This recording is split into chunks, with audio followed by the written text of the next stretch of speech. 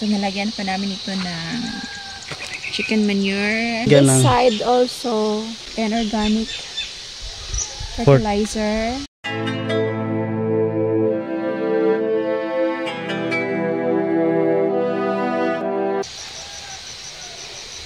Hello, good morning kabalay. We are here now sa mga gipugsan of corn.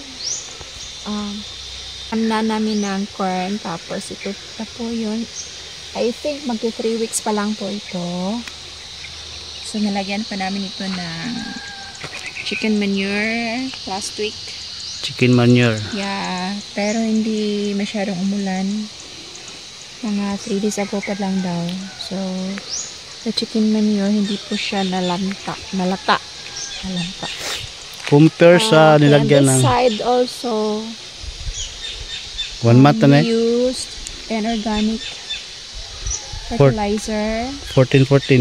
Yup. Complete. Pero mas nauna po siya ng 1 week kaysa dito. So, mas nauna siya ng konti. Pero as you can see, as we observe, it's just the same. Kulang lang ng ng yuta dito kasi automatic maninggi daro dun gi what you call that one? Tudlingan and then tinamnan. But dito paulit-ulit pa siyang inararo. So yung lupa niya mas malambot kaysa dito sa kabila. Saka kanima, first time ni gitamnan. Yeah, this was the first time ning gitamnan kay kasi marami itong kahoy. Hindi ito na cultivate last how many years? So dito po na cultivate po dito. So yung lupa mas soft kaysa sa dito nga banda. Pero okay lang din naman yung tubo ng mga mais namin. Okay lang din po siya. So, di na masama sa 3 weeks. Yeah.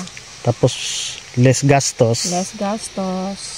Kasi chicken manure lang.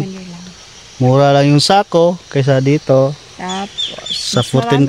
Dito mas maraming damo pa kasi hindi masyadong na araro ng yung caretaker ng lupa. Dito kasi mas na siya. Malinis na siya nung tinamnan.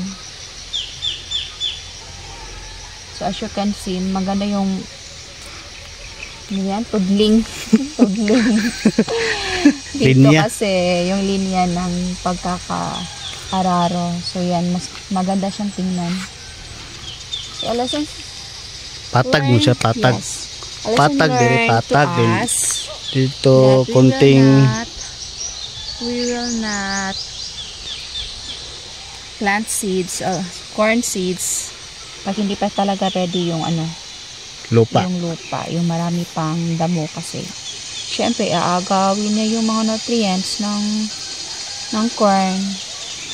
So yan, tingnan niyo yan kabalay, ang daming damo. So kailangan pa namin linisin yan para gaganda yung tubo ng mais.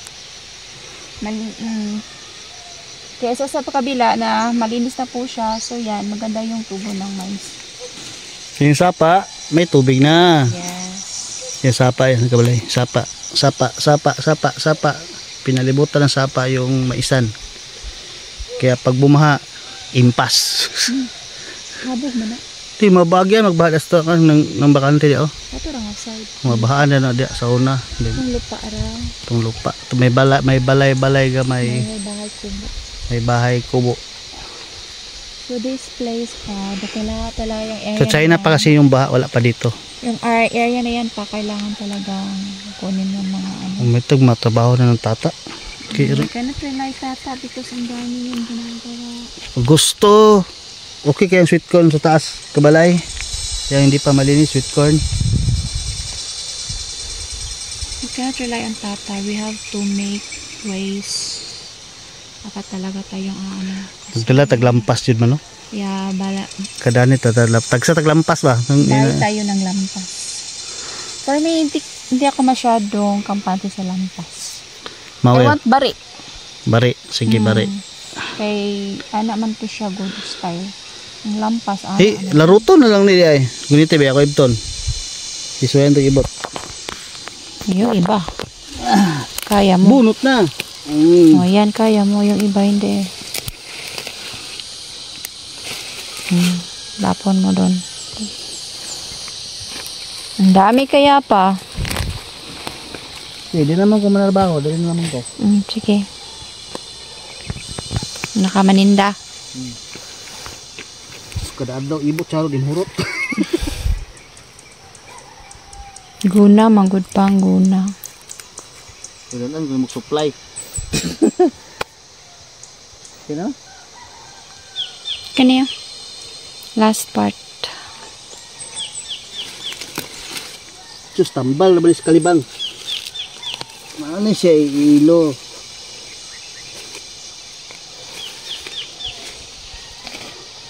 Daron tani ma?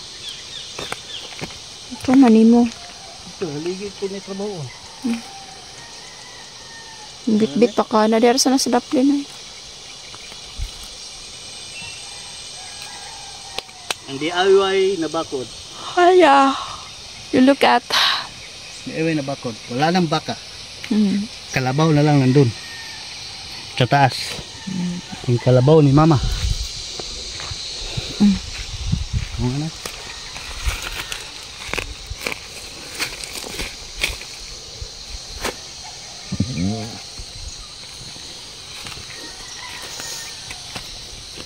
Anta.